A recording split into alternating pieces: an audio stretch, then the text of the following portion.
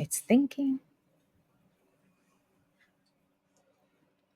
Welcome, Carmen, and welcome everybody out there.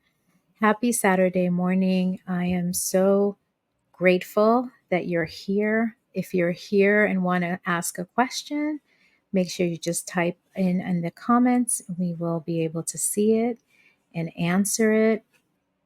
I want to thank you for if you're a first time listener and viewer, or if you've been here following along throughout all the different episodes.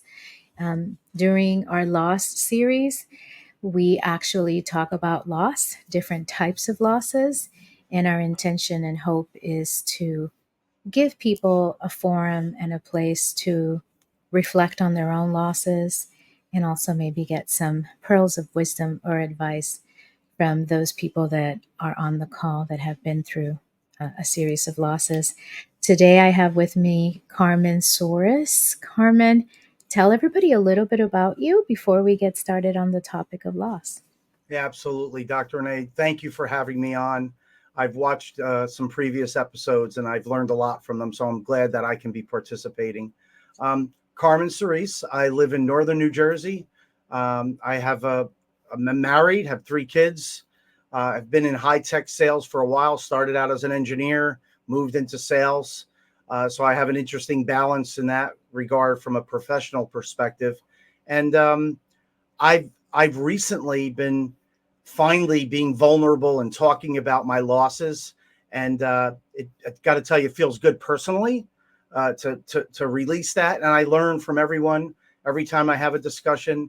And I've learned a lot from you, Dr. Renee, in our private conversations and the sessions I've watched. And I'm going to learn a lot today. And hopefully people can take something out of what I went through and what I experienced and how I got through some things. Thank you for that. And I do want to honor the courage that it takes for you to be here and share your experience. I honor that for all of my guests, and I'm just eternally grateful. With that, I want to start with you kind of setting the backdrop a little bit about your particular loss that you want to discuss today. I know you've, like many of us, probably have had many losses, but you might want to focus on one or two specific ones. So why don't you give us the background? Yeah, no, will do. So the one loss I wanted to talk about today with you and the participants is the loss of my son, Nicholas. Mm-hmm. Right. So Nicholas had an substance abuse problem, had an addiction problem for about 8 years. And the first loss I had was the day I found out, my wife and I found out that he was addicted. Right. Oh, wow. How old was he? When we found out, he was 20, 21. Actually, no, Okay. he passed when he was about 18. He was 18. So he had just graduated high school. A couple of his friends came to our house and said, "Hey, we need to talk to you." And we're like, "Okay, then what did Nick crash a car? What happened?" Like my oldest son is Nick. His name is Nicholas. And they said, "No, we need to talk to you about Nick." And we said, "What's the matter?" Well, they said, "Well, we're concerned about him." And my wife and I were like, what do you mean? What happened? Is he in danger? Like, where is he? And they said, "No, we think he's addicted to heroin." And our minds were blown. And later that day, he came home and we talked with him. He would not admit it. "No, I'm not." And then we got him on the phone with a rehab, and we heard his answers on the phone. And this was when we had our first loss with him. We heard him say, "Yes, Nicholas.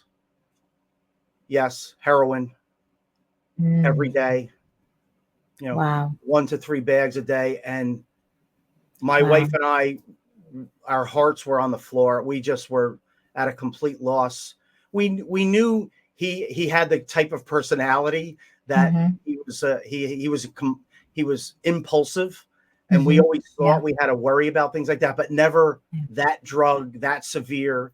So that was the first loss, because our innocent kid who played baseball, basketball, football, soccer, very good athlete, that day was the day we realized he wasn't that innocent kid anymore. And very, very sad day that we had to embrace. So that was the Mhm. first in a series of things we went through with him. Mhm. And I know when I talk with you, you always ask me, what were you feeling? Like what emotions were you feeling? And we really were angry. Mhm. Mhm. We felt helpless. Mhm. We felt despair because this wasn't something that either my wife or I had dealt with in the past. Mhm. So we knew we had a lot of learning to do about addiction. And Mhm. we have two other younger kids who we had to also make sure Mhm. came along for this journey and could process what we were going through. Mhm. Um, so that was one. That was the first loss. The second set of losses was over 8 years. It was when Mhm. he was in addiction. It was a roller coaster. And Mhm. I know those of you out there who are listening, if you know someone or you have a loved one that's gone through this themselves, you go through that roller coaster. And Mhm. that roller coaster went everywhere from confusion, regret, like what did I do wrong as a parent Mhm. that caused him to go on this path, right? You get depressed, right? You get angry, and you have to constantly deal with these emotions. And what was made it even harder for me is here I am, an executive at the time Mhm. in like a Fortune 500 company Yeah. with a prominent role, going through an acquisition integration, and I had to be in boardrooms. I had to be on point, on the money, knowing that when my wife called, the call might be something very horrific, right? So Right. that that was tough. That Mhm. that part of the Mhm. loss was tough. Um, and I learned a lot about not dealing with the loss because that came later, not dealing with my grief because that came later. I focused on being resilient. I'm like, I'm Mm. Mhm. I'm earning the money. I got to Yeah. provide for my family. My wife and I made a decision early on in our marriage. She was going to raise the kids, right? We had 3 kids. We were going to take that approach. Yeah. And that's what we did. And so Mhm. single income family, I'm like, okay, I gotta go make the money and keep focused. Mhm. And on the way to work, you're just, I don't want to be here, right? Yeah. I'd rather be home trying to help my family and help my son. So those are some of the emotions I went through Mhm. throughout the 8 years. And what's interesting, Dr. Renee, is I say roller coaster because the highs are when he was an addict for a few years, when he would go in recovery and come out Yeah. after a 30-day program, you're like, let's go. Yes. He'd Yeah. get a job. Yes. And so you're like, you're here. And then the next thing you know, relapse happens and Mhm. he's in jail or he's in a hospital from an overdose. And you're like, oh my, and those highs and lows are so extreme. And the timing between them sometimes was very quick, right? Could be a Mhm. week or two. Um, Mhm. so dealing with that was very, very, very tough. And when he went into his lows, you just had deep sorrow. Like it's Yeah. you felt for him. And anyway, that's um go Yeah. ahead. I I know. remember. I remember. So my father was an addict, and his brother was an addict, and his sister, and my grandmother on my father's side. And I always carried this. Why am I, for a long time, I don't carry it anymore, but for a long time, I felt, why am I not enough? Why doesn't he love me enough? Similar to to the feelings that you're starting to describe around what did I do? What could have I done differently? Yep. I believe Nicholas has a son as well, right? Yes, He left yes. you. I have a Yes. grandson. Yes. Yeah. And that's a blessing that you have him.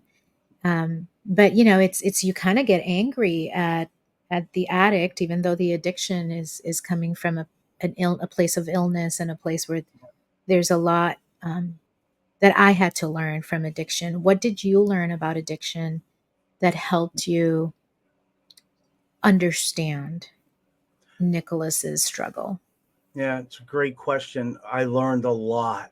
My Hmm. wife was the one that would read, Uh-huh. go to therapy, Hmm. get the professional insight and the professional help.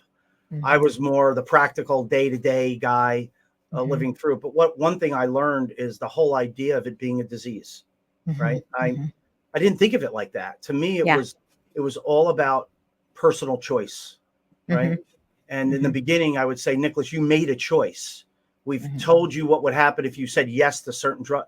And what I learned over time, to answer your question, is wow, this has a lot to do with the individual, their Yeah. makeup, their DNA, their personality. And Mhm. I, through a couple of sessions when he would go into a rehab, we would Mhm. go into the family day and learn something from a doctor, from a therapist. And that's when I started learning about the whole idea of it being a disease and you treat it differently. The other thing Mhm. I learned, and I'll stop at two, but there are a lot, Yeah. is the whole dichotomy around tough love Mhm. and nurturing. Yeah. Everything we learned was about tough love. Mm. The Mhm. tougher you are, the sooner in the addiction, the higher the probability is you're going to make an impact. You're going to change behavior. So Mhm. we practice tough love from the beginning. Mhm. Talk about a 20-year-old son and you're not allowing him in your house because he's Yeah. in heavy addiction and it's 20 Mhm. degrees outside in northern New Jersey snowing and he's knocking on the door and you have to Oh, say, wow. you can't come in. Oh, wow. You got to go find somewhere to stay, find a shelter. And you draw the curtains so you're not see. And how does how do you deal with that as a parent, Yeah. right? How do you say that's the right thing to do? And my wife and I would have many arguments because Mhm. she would say this tough love is BS. Let us just bring them in and nurture. And so we Mhm. went back and forth. So that was another learning I did. And the reason the tough love became the clearer choice for me is I wanted to protect my other two kids and my wife. Yeah. Mhm. And with addicts, there's certain things they do. There's deception, there's theft. Yeah. And when my younger son would be losing his PlayStation Portable, right? Oof. He's like, where'd it go? And I knew where it went. My Uh, older son probably hawked it somewhere. yeah. And so you want to protect the innocence of your younger kids. Yeah. And then it's just this struggle between that. So Mhm. that I learned a lot about tough love versus nurturing and about um, the the whole aspect of it being a disease. Mhm. Yeah, and I think that that is the disease angle that took a long time for me to accept as well, right? Because to me it was like if you have a strong will, if but it's just not that simple. And it is similar to kind of what we're seeing in terms of the weight epidemic in the United States, right? In this case, the addiction is food instead of drugs, right? And it just it similar to your story. It took me a long time to understand it as a disease, and then that allowed me to be much more empathetic, Yeah, right? My mom had cancer, and I didn't lock her out of the house, right? She didn't choose not to, she didn't right. choose to have cancer. Now it's a little different because you need different techniques. And I Yeah, remember when she came home from her big surgery, which was a very traumatic surgery, and 30 days passed and she wasn't getting out of bed. She was so depressed. It was all, and she was addicted to, at that time, because of the cancer, she had to be on fentanyl and she had to be on yeah, oxy, and it was time to take the fentanyl and the oxy away, and all of a sudden I'm living with my father. Like me, even with an yeah. addict at home, who now is addicted for reasons that were outside of her control. But we had to apply some of that tough love, and so there's just so much work that you, as the family member or the friend, have to take on as well, and also to deal with your own trauma. So what did you find useful for you and your wife to dealing with your trauma of having to close the curtains? Because that's got to tear you up, right? And leaving and hearing your child on the other side of the door and not being able to open that door, that creates trauma for you. So if you don't mind sharing not only how individually you coped with the trauma, but you and your wife has been married, I think you said 30 plus years. And how We've been how do married you, 40 years this year. Yeah, oh, look at yeah, that, 40 years. So also, survive having your marriage survive all of yeah, that, right? yeah. Can you share something about that? I can. It's tough because as parents, you're both feeling this regret. Like, what could Mm, we have done differently? and Mhm. it's inevitable that you're not aligned, Yeah. right? Mhm. When I'm on Mhm. a high, maybe she's on a low, I'm Yeah. feeling tough love, she's feeling nurturing, or vice versa. Uh-huh. Uh-huh. Um, I don't have any secrets as to how to be Mhm. successful through that. All Uh-huh. I can say is if you respect each other, you Mhm. respect the fact that everyone goes through this journey at their own speed Oh, and at yes. their own ups and downs. And Mhm. if I knew my wife was in the nurturing mode and I knew, hey, listen, we got to protect our family and we got to make him feel like he hit rock bottom because that's Yeah. what we learned. To your point about what you learn, Yeah. we wanted to get him to the point where, okay, I'm at rock bottom, I'm sick and tired of being sick and tired, and if Mhm. we make him reach that point, then that's what'll be the start of it. So I would keep reverting back to that, or she would, if I was in that Yeah. zone. And I I think see. it's communication, um, Yes. mutual respect, and it's also having at least a couple of other people around you who you Mm. can trust, Mhm. because a husband and wife alone are not going to go through this alone. So Yeah. we had two people in our lives, my sister, her brother, who were there Okay. unconditionally for us, because when you go through 8 years of addiction, my son was Mhm. through over 30 rehabs Wow. in over 5 or 6 states. He took buses to Bible camps. We tried the Wow. religious route. We tried rehabs in Florida. So when you're doing this, you're Mhm. you need people you can trust Mhm. unconditionally, that you could call up at 2 in the morning and say, Mhm. "Hey, he's in a hospital. He's now ready for. Can you come and help me pick him up? And we're going to bring him somewhere." And when someone knocks on your door 15 minutes later saying, "Okay, let's go," no questions asked, those people, you need people like that you can trust. Mhm. Because Dr. Renee, what was sad is so many people you thought you could trust Abandoned you. abandon you. And I don't think they do it with malice. I, Yeah. I really think it's almost like you feel like you have leprosy, right? Yeah. Like Yeah. people stop coming around because they're like, hey, we may catch that thing, right? Yeah. Yeah. Yeah. Yeah. Um, And I laugh so hard, not because it's funny, but I laugh from recognition, right? yeah, Because when my mother died or when my mother got diagnosed with cancer, all of a sudden you really found out who your friends were and were yeah, not, yeah, right? Yeah. yeah. So Sorry, didn't mean to interrupt. Keep going. no, that's Yes. okay. Yeah. That's Oof. so it Yeah. was tough. It was tough going through that. And what made it tougher for me, being an executive in sales, Mhm. traveling around the country, many times in Europe. So Yeah. I would be far away when things would happen. I Mhm. would be in a boardroom and my wife would call me saying, "Hey, Nick's in the hospital. I need your help," or I need, whatever she would need at that time, a Yeah. ride or support. So it was tough going through that. And I'll lead up to probably not probably the saddest day in my life. Mhm. Was I was in Seattle, Washington. Mhm. Again, my You live in my New wife. Jersey. I live in New Jersey, so we're Yeah. talking about across the country. Yeah. And it's 6:30 in the morning Seattle time, and I get a phone call from my wife, and it was the phone call. Wow. It was the phone call every parent regrets. Every parent of Mhm. an addict really thinks about a lot, because they don't want that phone call, right? Mhm. Mhm. Because that phone call makes the phone call that he's in jail or a hospital pleasant, right? Yeah. Seemed So like yay. yeah, so my wife called me, and I it's 6:30 my time, 9:30 obviously on the East Coast, and I said, "Hey, Ange, what Angela is her name? Angela, what's up?" She goes, "Carmen, Carmen, they found Nicholas." And I said, Oh. "Okay, good, good. Where was he? No, he's gone. He's Oh my gone." gosh. And so here I am across the country. I can't hug my wife on the saddest moment in her life. Yeah. And so Oof. it was so horrible. There's not another word for it, because I knew the next 10 hours were going to be Mhm. me trying to get home Mhm. to be with my family, with regret that that's where I should have been to begin with. Mhm. So, um, I learned a lot about airlines. I'm not going to mention names, but Okay. the airline that I was using, I went to the airport and I said, I need to get home ASAP. My Mhm. son Mhm. passed away, and the Yeah. airline just, oh, I couldn't find anything. We don't have anything available. Check Oh back in a few no. hours.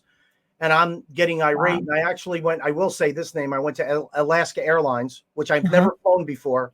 Uh-huh. And I said, listen, I was wondering if you can help me. Here's my situation. I Mhm. need to get home. She found me a flight like in 90 minutes and Wow. booked me on the flight.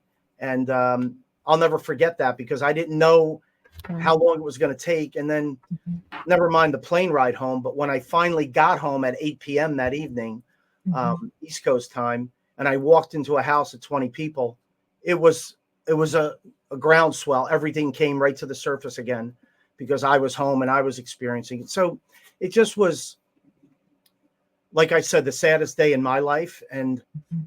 dealing with that sadness and that grief, looking at my son and my daughter crying, Mhm. not knowing how to deal with it is, Mhm. I mean, what do you say? It's hard. And Mhm. you don't even think about how you're going to recover. You're Mhm. just thinking about the moment and the loss. And so, what do I do as the father, the resilient father? I Yeah. focus on, okay, let's make the plans. What are we going to do for a funeral? Let's make sure everybody's okay. And it was a diversion. Now that I look back, it was a diversion Mhm. for me to Mhm. to do what needed to be done, but I didn't process my grief um, that day, that week, that month, that year. It took me years to really Mhm. process what all had happened, and Mhm. so that was again the saddest day in my life, and it only was by the grace of God and family that we were able to pull through it. And what I want to be positive about, Dr. Renee, is we pulled through it. Yeah. Right? Yeah. We were resilient. We got through Mhm. it. We moved on. We found from that emptiness and despair, we found in an odd way goodness that came out of it, the good times that we shared. You Yeah. mentioned a grandson. So Mhm. I have a grandson and he looks just like my son and Mhm. acts just like my son. So now I look at him, I spend time with him. Mhm. Um, and it's like being with my son. So we get Mhm. gratification out of that, happiness out of that. And it's interesting because he was young when his father passed. He'll ask about stories. Can you tell me a Mhm. story about my father? How would he have done this? How would he have done that? And I tell those stories with a smile on my face. But Yeah. when he leaves, that's when I allow myself to cry. So Yeah. I heard something from you a couple times, maybe on one of your previous sessions, but it's all about embracing embracing the sadness. Sit with your Sit with sadness, it. Mhm. sit with it. And that's when I allow myself to just go alone in a car or sit in my room and have my grief and cry and Mhm. get it out, embrace it. Because Mhm. if you try fighting it, it makes it harder in the long run. So Yeah. Well, and I hear you talking about making the arrangements, and for me it felt like having an out of body experience, right? yes, Like you have to keep moving on to do these things because they have to get done. Um, but there comes a time and a moment where everyone's gone, everything's done, yeah, and they've all left, and yeah, it's just you and with your grief, and all of a sudden it's like, and that's actually where I learned the just got to sit with it, and I got to sit in the mud, and I've got to let it, because regardless of religious beliefs, or whatever people might have in terms of their beliefs of what happens after death, you miss the person. There is a hole that will never be filled yeah. where that human being was, and it's just it's devastating. And I was sharing with you earlier that I am at a place now where I think of my mom, and I can hear her say certain things, and I can laugh, and um, I can remember her in, oh, she would do this or that, right? Or Yes, she would say this or that. And, and I find comfort in that. I find that she's always with me, right? And as long as I keep her alive, she's alive, yes, right? yes. Yeah. Yeah. So do you have, I know there's a special story around the tattoo. Will you share Yes. that? Oh, yes. Yes. Didn't know you were going to go there. So this is good. Sorry. No, don't be Sorry. sorry. Yeah, okay. It's fair game. I just Okay. mentally wasn't prepared. So Okay. um, when my son Nick was in Florida Uh-huh. for one of his many rehabs, um, he signed himself out. Somehow got Okay. a flight back to New Jersey and showed up and walked in my house in a good recovery mode. Like he looked Okay. good, he looked Yeah. clean, and he walked in my house, gave me a big hug. He was a big hugger, and Mhm. he said, "Dad, how are you? I love you. Thanks so much. That rehab really helped me. I think that's it. That's what I needed." And I looked on his forearm and I saw a tattoo, Uh, uh-huh. and I'm like, "What? Wow, what is that? Like, Uh, how did you get a tattoo?" And he said, "Well, I got a tattoo, and it's. I mean, I'll show you because I have the yeah. same one now. So it's Yeah. basically a rosary bead, Uh-huh. coming out of your skin." And Mhm. he said, anytime I think about using heroin, and Uh-huh. I look at my arm to inject heroin, I want to see this, and Oh. I want this to be a symbol to me to not use. Oh. Uh-huh. And Wow. Mhm. what can I say? I mean, that's a good reason to get a tattoo. It Mhm. means something. You're doing it Mhm. because you want to aid in your recovery. Mhm.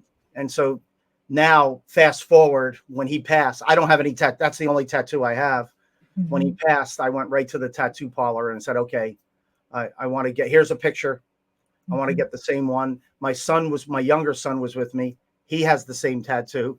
And then Mhm. when my grandson turned 18, he said, Poppy is what he calls me. He said, Mhm. I'd like to get that tattoo on my arm as in memory of my father and what it Oof. meant for him. So it's interesting because in the business world, some people don't know I have a tattoo, and then all of Mhm. a sudden I wear a short sleeve shirt, and Uh-huh. they ask me, "Oh, what does that mean?" And I've decided, Dr. Renee, if they're kind enough and interested enough to ask me, Yes.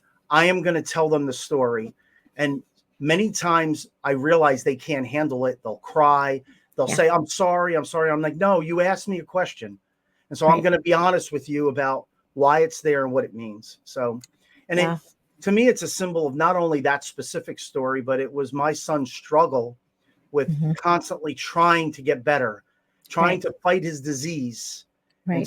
until he lost, right? That's Yeah. what it was. And so that's the tattoo story.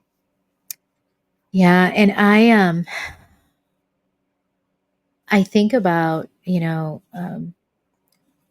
suicide rates of people with PTSD or people that are suffering in different ways, and that's another one of the reasons I like to talk about this. There's such a stigma.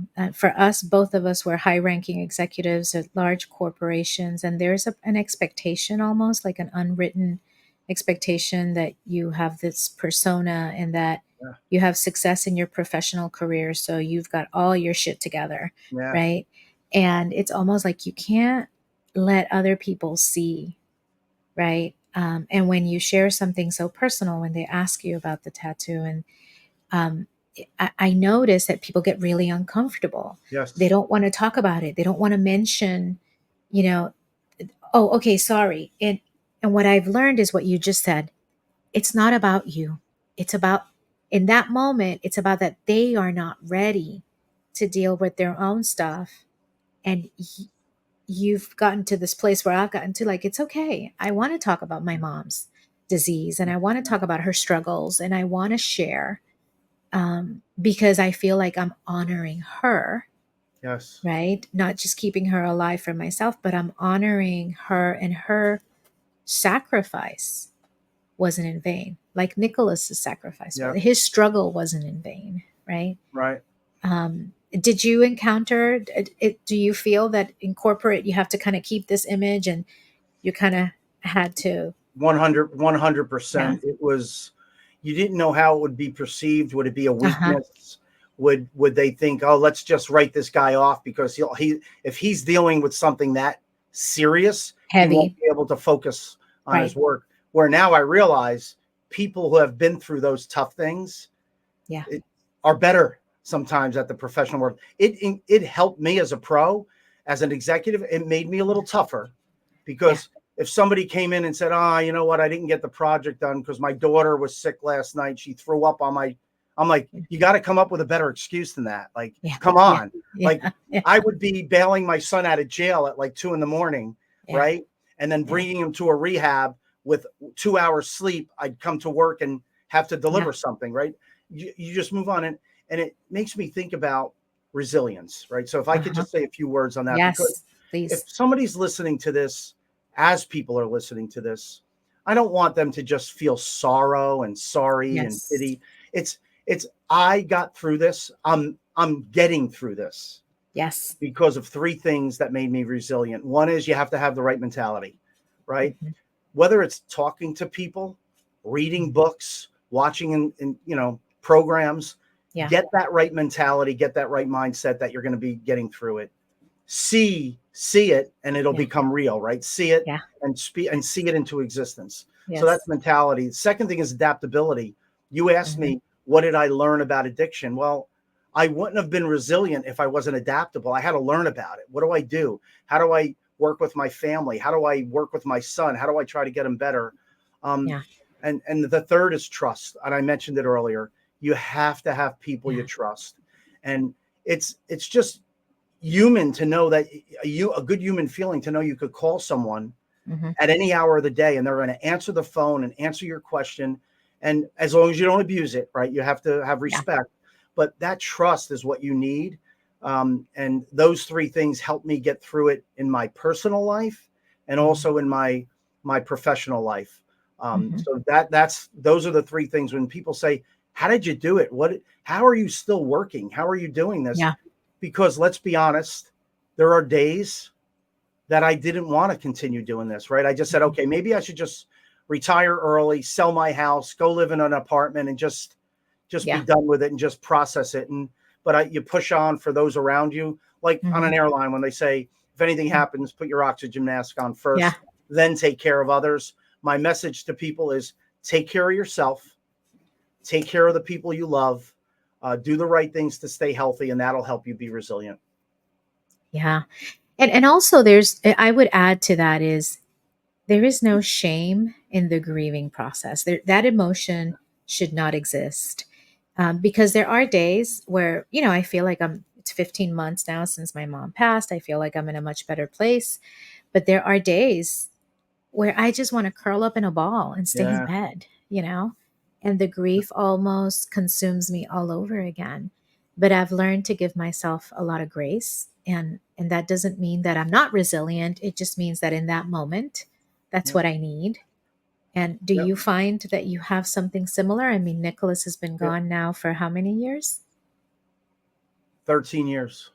Right. And it 13. doesn't, how does that, because I want people to think, people are like, oh, time heals all wounds. And I'm like, Time what, does what? not heal all wounds, right? So No. I think what time does is gives you the opportunity to learn more about how to process things and deal Mhm. with it. And even though I Yes. can say I'm resilient, Yeah. there are days that I curl up in that ball. There are Yeah. days that I drive, usually it's in my car, and Mhm. I drive around to those places that remind me of things I went through with Nick. And Mhm. I relive them in my mind and I cry hard. I mean, Yeah. sometimes I got to pull The over, ugly cry. Yeah. the Yeah. ugly cry. And Yeah. at Mhm. first, there was shame in that. And now, in the last 5 years, I'd say, Yeah. I've embraced it. And I said, you know what? I don't, I'm crying when I feel like crying. Yeah. And that's what I tell other people, embrace it, but Yeah. don't let it consume you. Yeah. Find the positive, move past it and move on. Right. And so, and last year is when only last year is when I finally came out with my own resiliency video and I talked about Yeah. it publicly. Yeah. And it was so therapeutic. And Mhm. Dr. Mhm. Renee, I was surprised at how many people contacted me and said, Carmen, I never knew you went through that. Yeah. And by the way, I'm going through something very similar. Can we talk? Yeah. And Yeah. by helping Wow. others, it helped me process it. So time doesn't heal the wound, but that's okay. It Yeah. teaches you learn how to embrace it How to and move deal with forward. it and and Mhm. and sit with the grief at the Yeah. times you need to sit with it.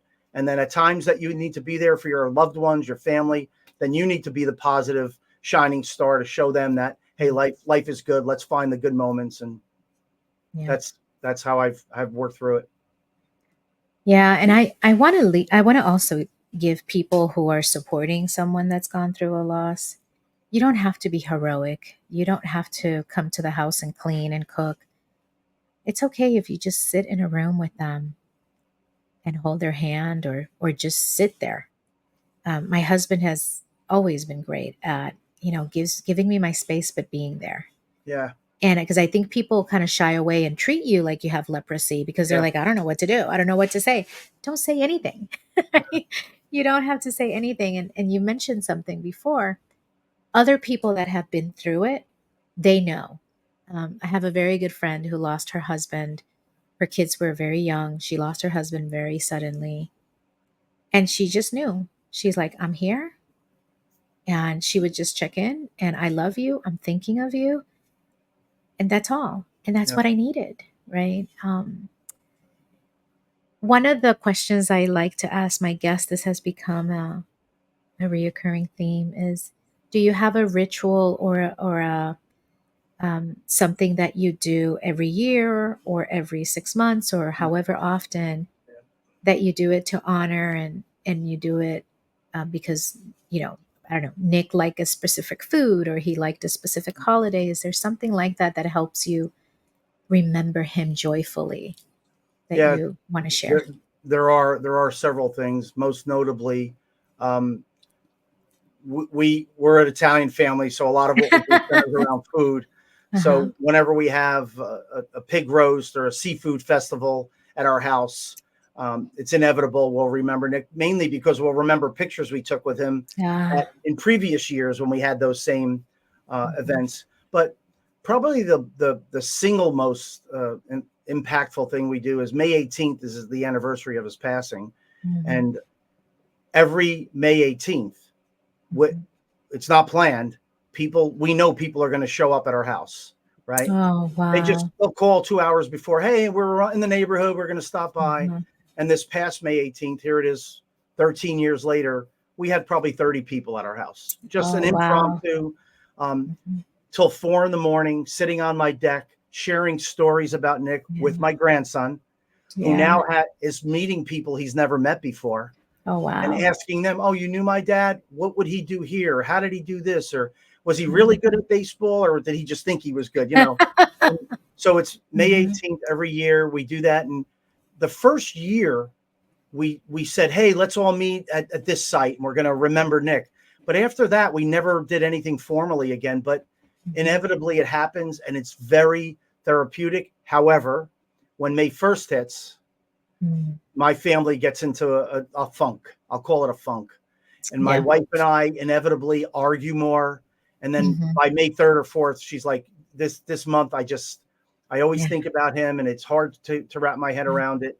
And so now that we know that it happens every year and we just embrace it, the beginning of May, May 18th is the day that we really come together. And then it's therapeutic. We feel better, like we've processed it again.